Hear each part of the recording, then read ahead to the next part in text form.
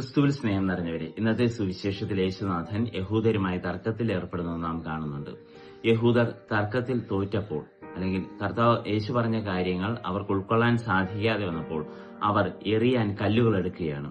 അങ്ങനെ യേശുവിനെ എറിയാൻ കല്ലുകൾ എടുത്തപ്പോൾ യേശു തിരിച്ച് അവരോട് പ്രതികരിക്കുന്നില്ല, അല്ലെങ്കിൽ അവരെ തിരിച്ച് കല്ലുകൾ എറിയാനായിട്ട് പരിശ്രമിക്കുന്നില്ല. മറിച്ച് അവിടെ നിന്ന് പിൻവാങ്ങുന്നതാണ് നാം കാണുന്നത്. അങ്ങനെ പിൻവാങ്ങി യേശു മറ്റൊരിടത്തേക്ക് പോകുന്നു.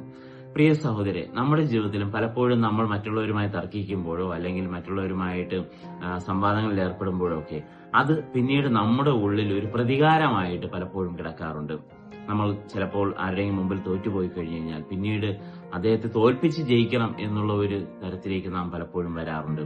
അങ്ങനെ നമ്മുടെ ഉള്ളിൽ അസൂയയും അതുപോലെ തന്നെ പകയും വച്ചു പുലർത്തുന്ന ചില സന്ദർഭങ്ങൾ ഉണ്ടാകാറുണ്ട്. പക്ഷേ ക്രിസ്തു നമുക്ക് നല്ലൊരു മാതൃക നൽകുകയാണ്.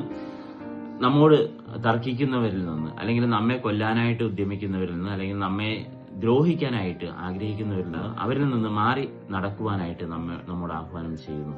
പ്രിയ സഹോദരി, ഈ നോമ്പ് കാലത്തിൽ നമ്മെ ദ്രോഹിക്കുന്നവർക്കെതിരായിട്ട് നാം ദ്രോഹം അഴിച്ചുവിടാതെ അവരോട് ക്ഷമിക്കുവാനും അതിൽ നിന്ന് മാറുവാനും ദൈവം നമ്മെ അനുഗ്രഹിക്കട്ടെ.